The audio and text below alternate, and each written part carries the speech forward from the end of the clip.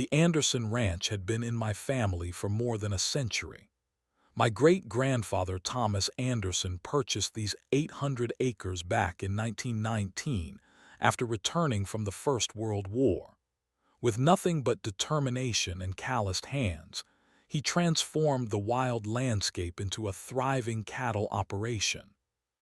The story of how he worked 18-hour days for 3 straight years to build the original homestead had been told so many times at our dinner table that it felt etched into my DNA.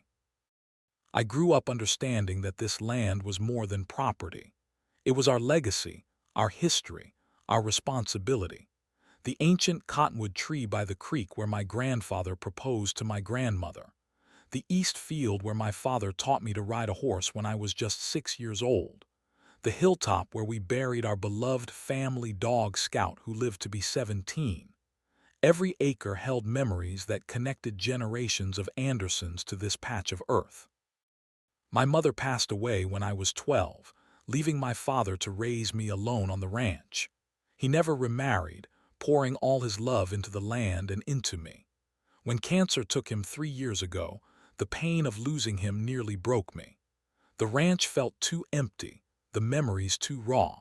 I could not bear walking past his empty chair at the kitchen table or seeing his work gloves still hanging by the back door where he had left them. I made the difficult decision to take a temporary job in the city, about 200 miles away. The plan was simple: work for a year or two, gain some perspective, then return to continue the family legacy. I hired Roger Wilkins, our longtime neighbor, to check on the property weekly and keep an eye on things. The arrangement worked well for the first 18 months. During my monthly visits home, I noticed surveyors working along the eastern boundary of the property. Roger mentioned rumors about new development in the area, but nothing that should affect my land. Probably working on that old Peter's place that was sold last year, he said. I did not think much of it at the time. That was my first mistake. 6 weeks passed before I could return again. As I drove down the familiar dirt road leading to the ranch, something felt terribly wrong. The landscape had changed. Where there should have been open pasture and rolling hills, I saw construction equipment. Dozens of concrete foundations, framed houses in various stages of completion, an entire neighborhood materializing where my cattle once grazed. My truck skidded to a stop in a cloud of dust. I stumbled out, my legs barely supporting my weight. Bulldozers carved roads through fields where generations of Andersons had worked. Workers moved efficiently across the property as if they belonged there. It felt like watching a home invasion in slow motion. "Hey, what is going on here?" I shouted at the nearest worker, who barely glanced in my direction. A man in a hard hat and reflective vest approached me. "Can I help you?" he asked with professional detachment. "This is private property, my property. What are you doing here?" My voice sounded strange in my own ears, tight with shock and growing anger. The foreman laughed, not unkindly but with clear dismissal. "Look, buddy, this is the Sagebrush Estates development. Construction has been underway for nearly 4 months now. We have all the proper permits." He gestured broadly toward a large sign I had not noticed. It displayed an artistic rendering of a master-planned community. Luxury homes starting at $450,000, a premier HOA community. "There must be some mistake," I insisted, pulling out my wallet and showing him my identification. "I am James Anderson. This ranch has been in my family for generations. I never sold this land." The foreman's expression changed from amusement to annoyance. "Listen, Mr. Anderson or whoever you are, I have got a schedule to keep. Take it up with the development company if you have got a problem. Now I need to ask you to leave the construction site." As he walked away, I stood rooted to the spot, watching strangers build houses on land that contained the bones of my ancestors. The county clerk's office smelled of paper and dust. Martha Jenkins had worked here for 30 years and knew every filing system like the back of her hand. She greeted me with a concerned smile as I approached her desk, my agitation clearly visible. "James Anderson, I have not seen you since the funeral. How have you been holding up?" Her kind eyes searched my face. "Not great, Martha. Something is happening at the ranch. There are people building houses on my land, a lot of houses. I need to see any records related to the property." I tried to keep my voice steady, but it wavered with emotion. Martha frowned. "That does not sound right. Let me pull everything we have." She disappeared into the labyrinth of shelves and filing cabinets. 20 minutes later, I sat at a small table with a stack of property records. Before me, my hands trembled slightly as I opened the first folder. There it was, a deed of sale for 40 acres along the eastern boundary of the Anderson Ranch, signed by my father 3 years ago, just months before his passing. I had known about this sale. Dad had sold that small parcel to cover his medical expenses. But the development I had seen was not limited to those 40 acres. It spread across at least 200 acres of the ranch. I kept digging through the records, searching for any documentation that would explain how this could have happened without my knowledge. Hours passed as I pored over plat maps, property descriptions, and title transfers. Martha occasionally brought me water and offered assistance navigating the more complex legal documents. The answer began to emerge from the mass of paperwork like a photograph developing in chemical solution. "Martha, I need the original survey maps from when my great-grandfather first purchased the property," I said, my voice suddenly energized. She returned with a large tube containing yellowed maps that had not been unrolled in decades. As I carefully spread them out on the table, my grandfather's handwritten notes in the margins caught my attention. He had implemented an unusual property division strategy decades ago, creating a checkerboard pattern of individually platted parcels across the ranch, rather than treating it as one continuous property. "Look at this," I showed Martha. The ranch was legally subdivided into 24 separate parcels, each with its own deed, but they were never recorded as separate properties for tax purposes. We always paid property taxes on the ranch as a whole. Martha adjusted her glasses. "Your grandfather was a clever man. During the Dust Bowl, there were concerns about government seizure of large land holdings. This would have protected most of the ranch if one section was taken." I spread out the current records alongside the historical documents. The development company only purchased this one parcel here, the 40 acres my father sold, but they are building across these 8 additional parcels, which were never sold. My finger traced the boundaries on the map. The deed to those parcels is still in my name. Martha's eyes widened. "They built on the wrong land. How does that happen?" "I think I know." I pointed to the survey markers noted on the old maps.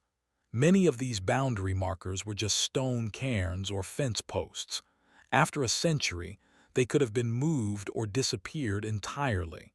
Without careful historical research, a modern surveyor might misinterpret the property lines. Whether it was an honest mistake or deliberate fraud remained to be seen. Either way, the implications were staggering. The developer had built nearly 100 homes on land they did not own. I gathered the most critical documents and asked Martha to make certified copies. She worked quickly, stamping each copy with the official county seal. "You should talk to Gerald Peterson," Martha suggested as she handed me the document portfolio. "He is semi-retired now, but he handled most of the ranch legal matters for your father." That afternoon, I sat in Gerald Peterson's cluttered home office. The elderly attorney listened carefully, occasionally nodding as I explained the situation. When I finished, he removed his glasses and rubbed the bridge of his nose. In 40 years of practice, I have never encountered anything quite like this, he admitted. But the documentation is clear. You still own the majority of the land they are building on. So what do I do? I asked. Gerald sighed. This is beyond my expertise, James. You need a specialist in property rights law. This will be a complex case with powerful interests aligned against you. The development company will not simply acknowledge their mistake and walk away from millions in investment. I left with a short list of recommended attorneys and a growing realization. I possessed critical knowledge that neither the developer, the HOA, nor the new homeowners had. I still legally owned the land beneath their feet. That night, sleep eluded me as I spread documents across the kitchen table of my rental apartment. By morning, I had developed a preliminary strategy. Before confronting the HOA or the developer directly, I needed more evidence and stronger legal backing. The battle for my family legacy was just beginning.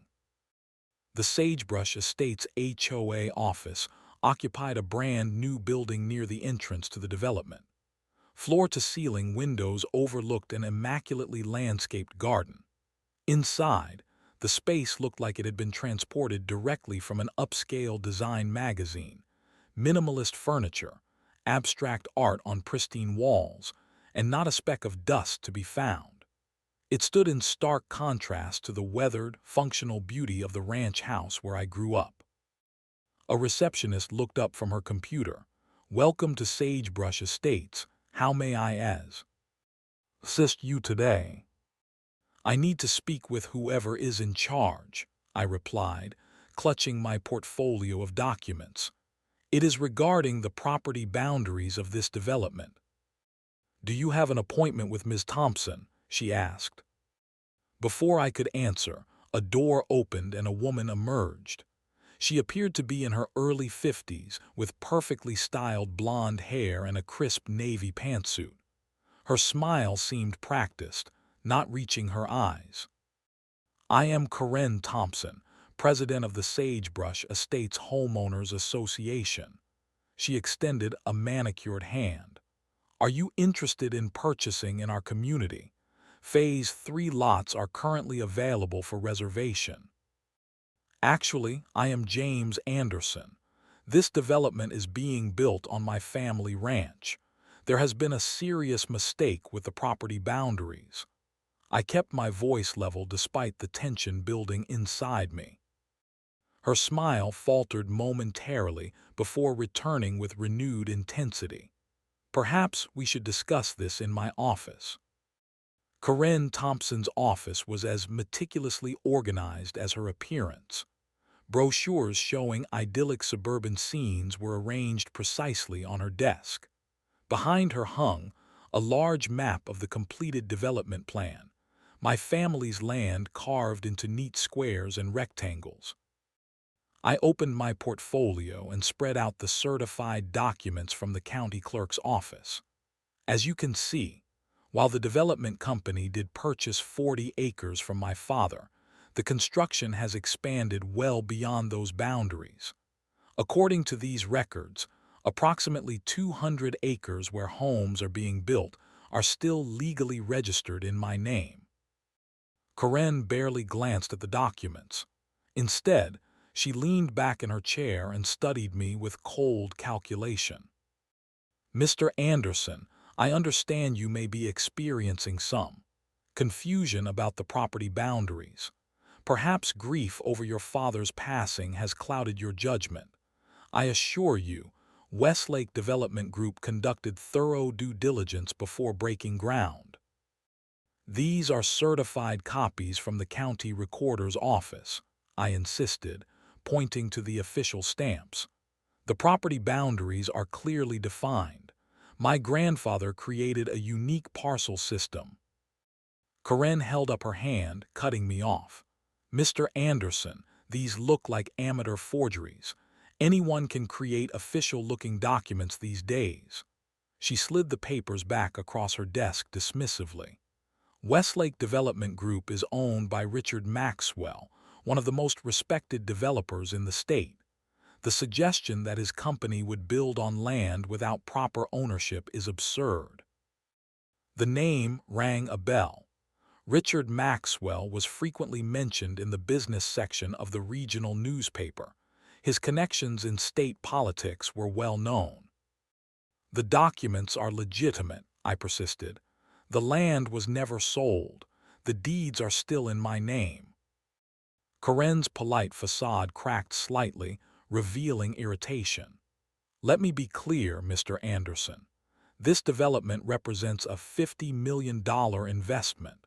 30 families have already moved in. Another 70 homes are under construction. If you continue making these unfounded accusations, you will face serious legal consequences for defamation." Our conversation was interrupted by a knock at the door. Karen's assistant entered. "The Millers are here for their orientation." "Thank you, Jennifer." Karen stood, signaling our meeting was over.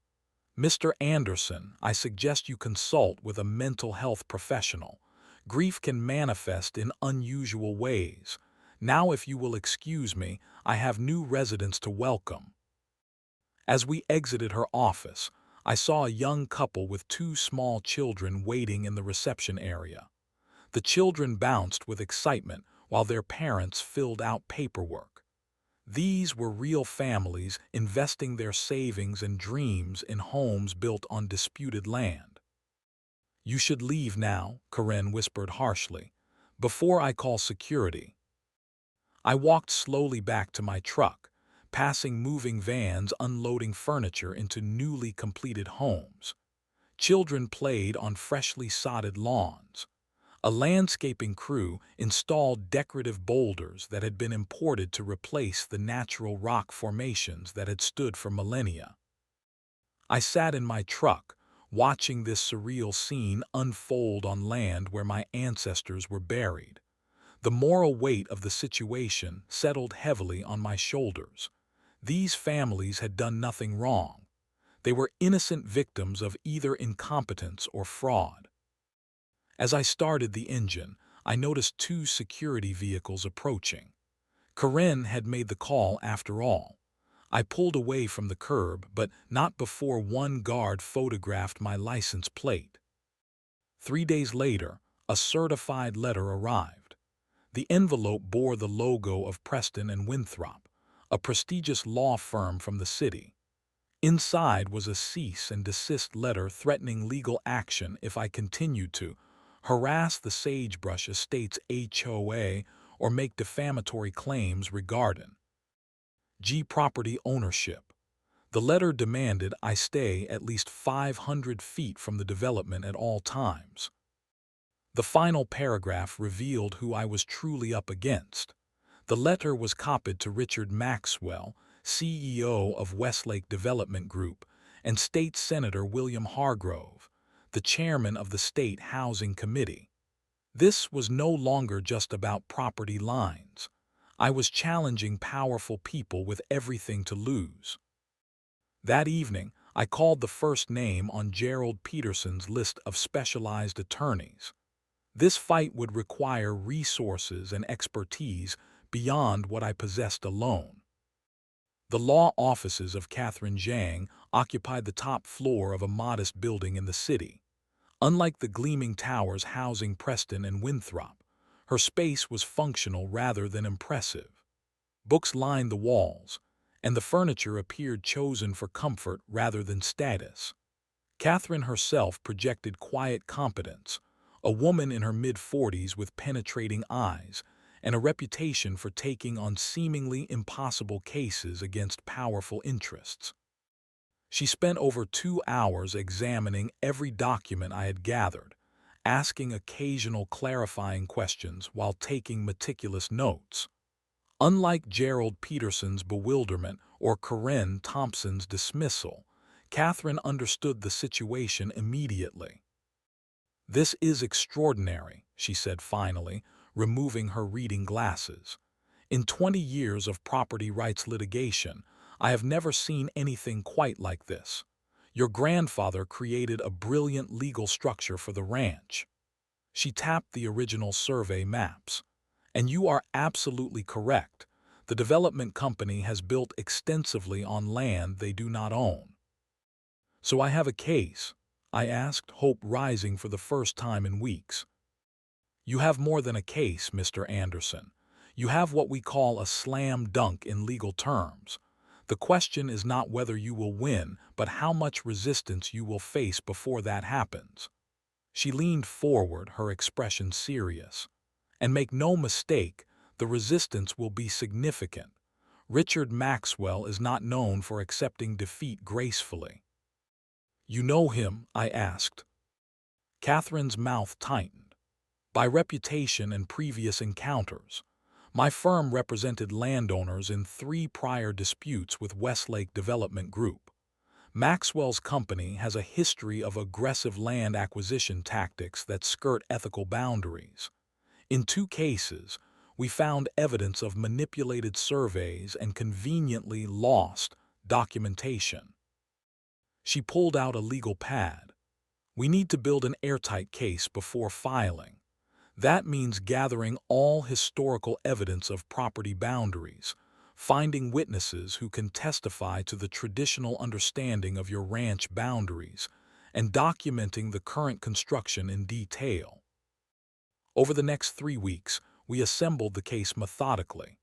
I contacted elderly neighbors who had known our property lines for decades. Walter Johnson, now 87, had helped my grandfather maintain fence lines in the 1960s. Emma Reeves, whose family owned the neighboring ranch for 3 generations, provided a sworn statement about the traditional boundaries everyone in the county had recognized for a century. Catherine hired an independent surveyor who specialized in historical property disputes. Using the original boundary markers noted in my grandfather's documents, he confirmed what I already knew. Westlake Development had built far beyond the 40 acres they had legitimately purchased. The county archives yielded aerial photographs dating back to the 1950s that clearly showed the traditional fence lines and property boundaries. These matched perfectly with my grandfather's documents, but contradicted the survey Westlake Development had used to justify their construction. Our most shocking discovery came when Catherine's investigator uncovered a connection between Richard Maxwell and County Commissioner Frank Dawson, who had approved the expedited permits for Sagebrush Estates. Dawson's wife had been hired as a consultant by one of Maxwell's subsidiary companies 6 months before the permits were approved, receiving $150,000 for unspecified services. We were working late in Catherine's office when her phone rang. After a brief conversation, she looked at me with surprise. That was Jennifer Miller. She and her husband purchased one of the first homes in Sagebrush Estates. She says several homeowners want to meet with us. 2 days later, we sat in the Millers' living room with 5 other Sagebrush Estates families.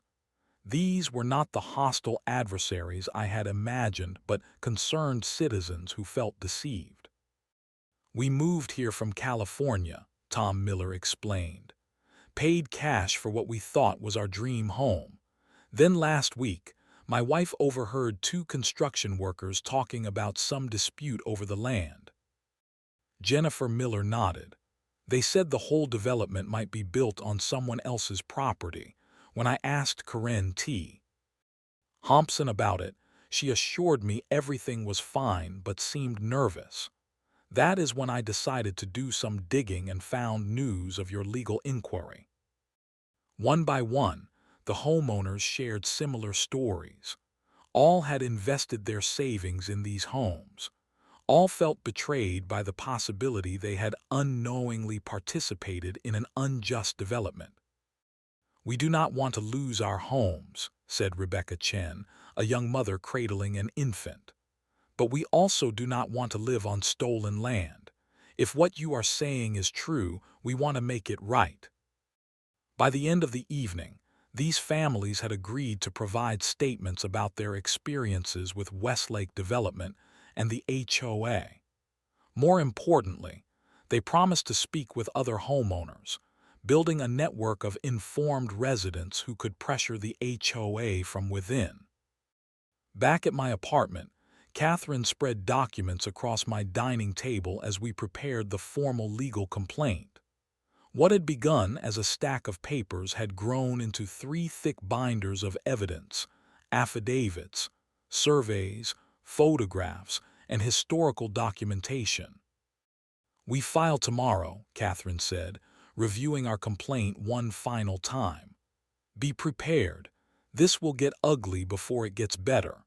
Maxwell will attack your character, question your motives, and try to paint you as an enemy of progress and community development." I looked at the photographs on my wall, 4 generations of Andersons standing proudly on the ranch. They can say what they want about me. This is not just about land or money anymore. It is about justice, about right and wrong. My family worked this land honestly for 100 years. I cannot let someone steal it through lies and manipulation. Catherine nodded approvingly. That is exactly the perspective we need to maintain. This case is bigger than just your property rights. It represents a stand against corruption and corporate overreach. With the evidence we have compiled, we have more than a fighting chance. As she left that night, I felt a shift in my perspective. The overwhelming helplessness that had plagued me since first seeing bulldozers on my land was giving way to determined resolve. The battle for my family legacy was officially beginning. The courtroom fell silent as Judge Elena Ramirez entered. A respected jurist with 25 years on the bench, she was known for her meticulous attention to detail and zero tolerance for legal games. Perfect for our case. "Your Honor, we are seeking an emergency injunction to halt all construction and sales activities at the Sagebrush Estates development pending resolution of the underlying property dispute," Catherine explained, her voice clear and confident. Across the aisle, 3 attorneys from Preston and Winthrop sat beside Richard Maxwell and Karen Thompson. Their lead counsel, Bradley Winston, projected practiced arrogance in his tailored suit. Richard Maxwell watched me with cold calculation, while Karen Thompson studiously avoided eye contact. "Your Honor, this case should be dismissed immediately," Winston argued. "The plaintiff is engaging in an obvious attempt at extortion against a legitimate business enterprise. Westlake Development Group has all necessary permits and approvals.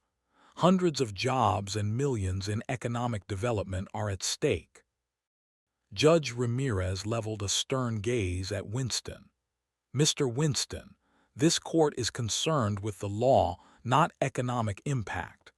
The documentation presented by Ms. Zhang raises significant questions about property ownership that cannot be ignored." For 3 hours, both sides presented arguments. Winston repeatedly emphasized the scale of investment, the jobs created, and the families now living in Sagebrush Estates. Catherine methodically presented our evidence: historical surveys, aerial photographs, witness affidavits, and the undisputed fact that my name remained on the deeds. The tension in the courtroom was palpable when Judge Ramirez finally spoke. "Based on the evidence presented, I am granting the preliminary injunction. All construction at Sagebrush Estates must cease immediately pending further proceedings. No additional sales may be completed, and all potential buyers must be notified of the disputed ownership status." She peered sternly over her glasses at both legal teams. "Let me be clear. This court takes the rights of all parties seriously. The existing homeowners are not to be disturbed in any way. Mr. Anderson is prohibited from entering occupied properties. A full hearing on the merits of the case will be scheduled within 30 days. The gavel struck with finality. We had won the first battle. Outside the courthouse, local news crews gathered. Catherine had warned me this would happen and had prepared me to make a brief statement. "This case is about more than just my family's land," I said into the microphones thrust toward me. "It is about ensuring that powerful interests cannot ignore property rights and legal boundaries for their own profit. I have deep sympathy for the families who purchased homes in good faith. They are victims in this situation too. I remain committed to finding a solution that respects everyone's rights while addressing the fundamental wrong that has occurred." As I stepped away from the cameras, I noticed Karen Thompson hurrying to her car, pursued by reporters. Richard Maxwell stood apart, speaking intently with his attorneys. His eyes met mine briefly across the parking lot, his expression unreadable. That evening, the Sagebrush Estates Community Center overflowed with anxious homeowners. From a distance, I watched families stream into the emergency meeting called by the HOA.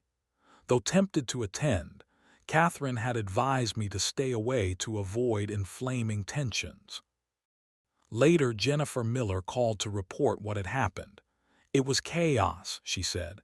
Karen tried to downplay the situation, calling it a minor boundary dispute that would be resolved quickly. But people had seen the news. They knew it was serious.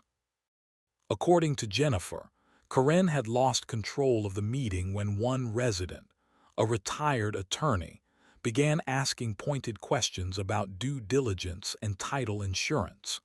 When Karen attempted to blame the situation on an opportunistic rancher trying to extort money, several homeowners who had met with me objected to this characterization. By the end, people were demanding Karen's resignation, Jennifer reported. "The community is splitting into factions. Some blame the developer and HOA, others are angry at you for threatening their homes. Signs are appearing in yards, some supporting the development, others questioning it." The human cost of this dispute was becoming increasingly apparent. These were not abstract legal concepts, but real families whose dreams now hung in the balance. The victory in court felt hollow when measured against their anxiety. The next morning brought evidence of how serious our opponents considered the situation. A full-page advertisement appeared in the local newspaper under the headline, "Family Dreams Threatened by Outdated Ranch Claim."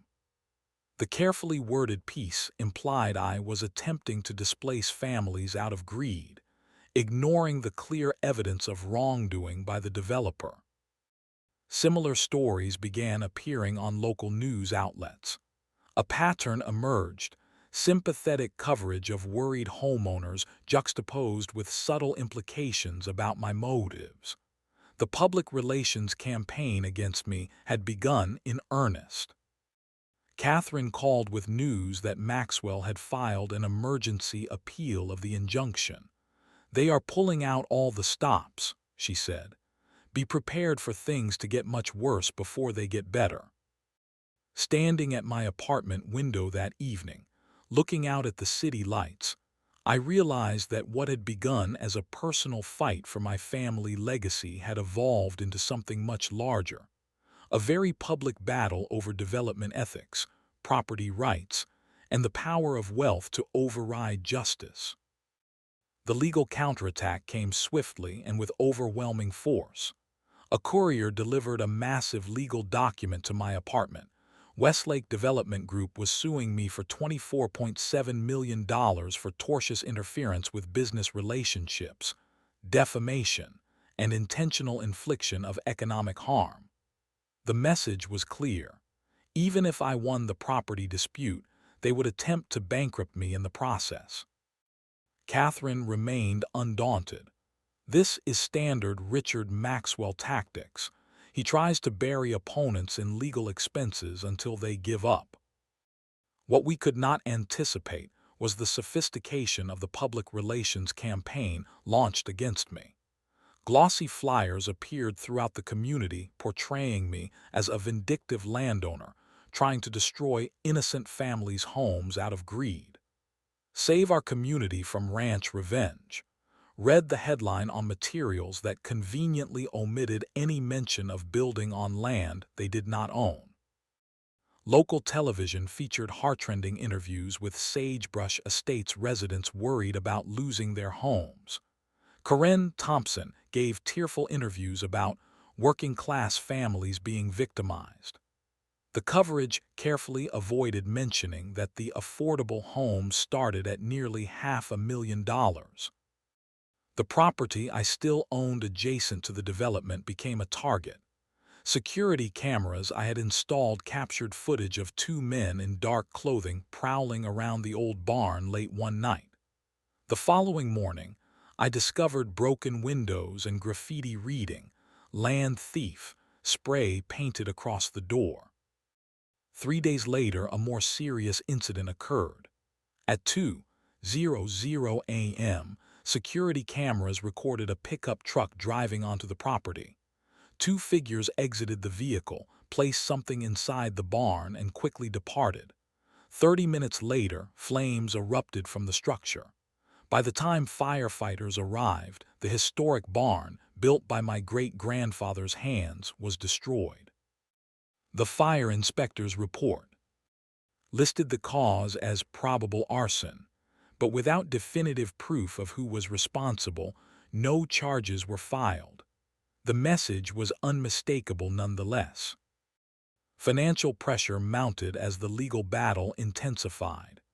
Catherine had agreed to a partial contingency arrangement, but expert witness fees, court costs, and other expenses were quickly depleting my savings.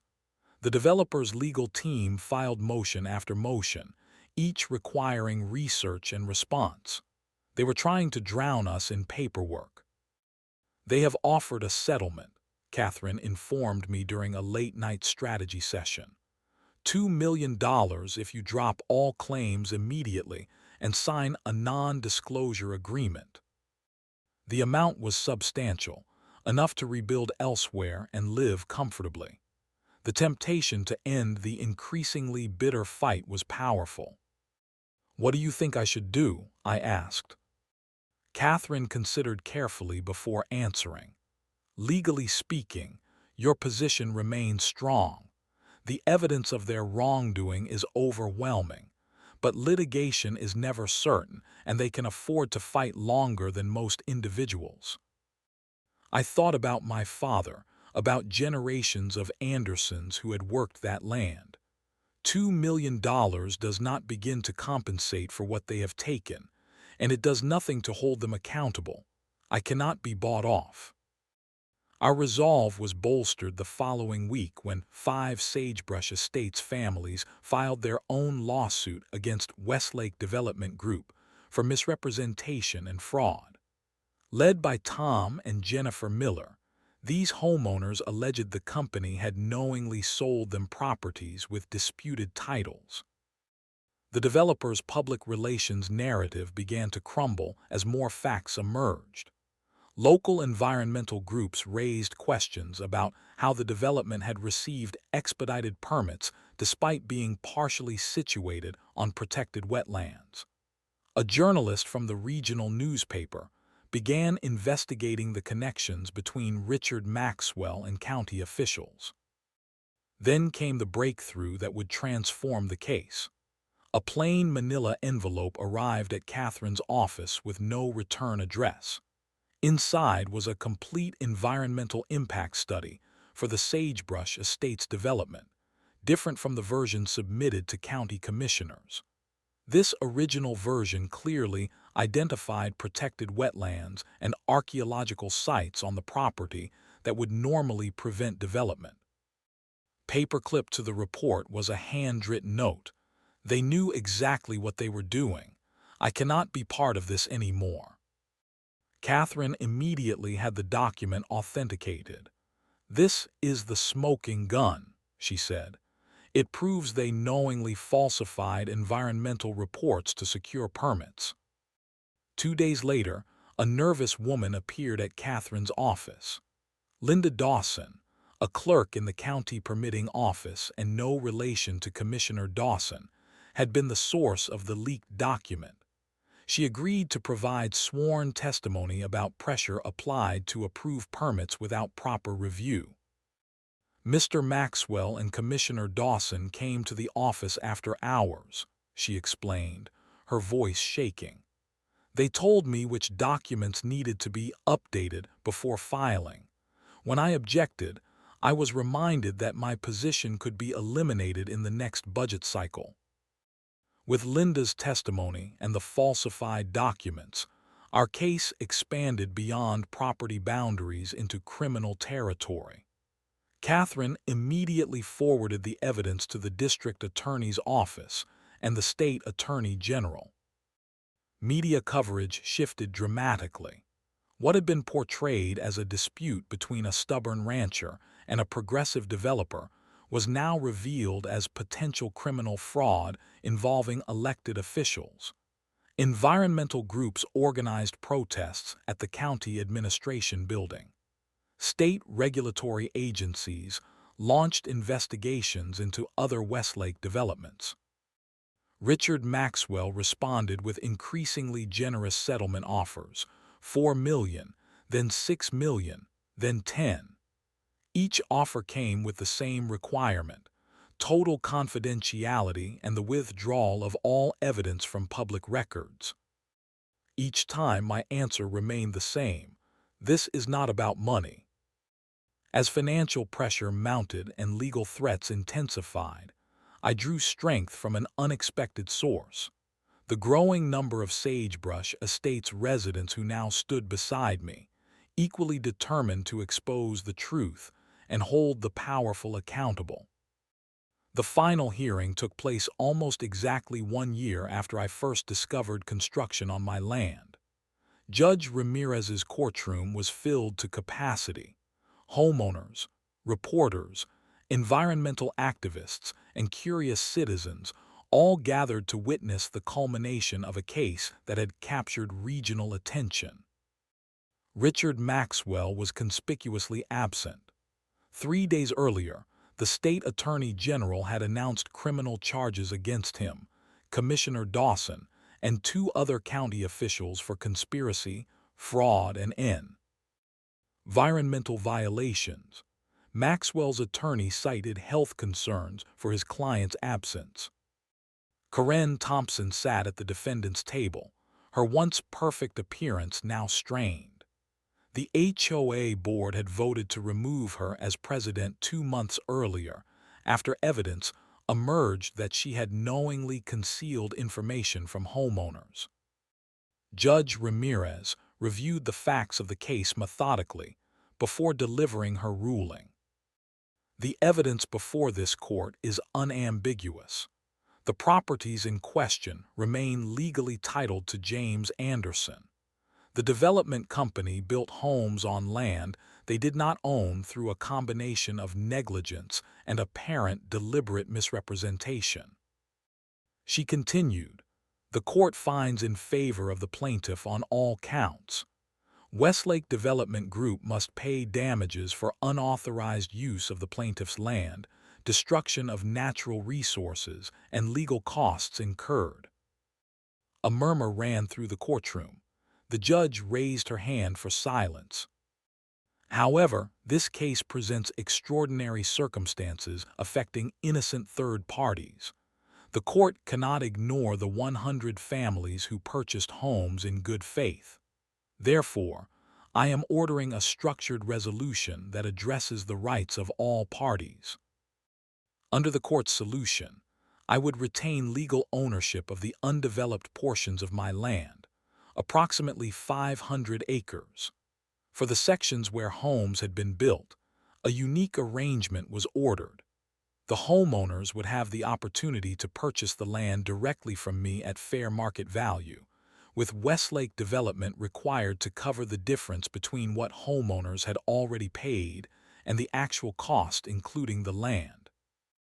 Additionally, Westlake Development was ordered to establish a $15 million restoration fund to repair environmental damage and preserve the wetlands and archaeological sites they had attempted to destroy.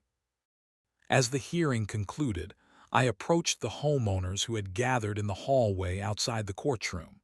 Many looked relieved, others uncertain. "I want you all to know something," I said to the assembled families. "I never wanted to disturb your homes or cause you distress. This fight was never about pushing you out." Tom Miller stepped forward. "Most of us understand that now.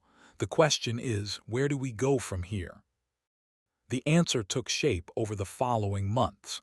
Rather than simply selling the land to individual homeowners, we collaborated on a more comprehensive solution. The proceeds from the land sales were used to establish the Anderson Conservation Trust,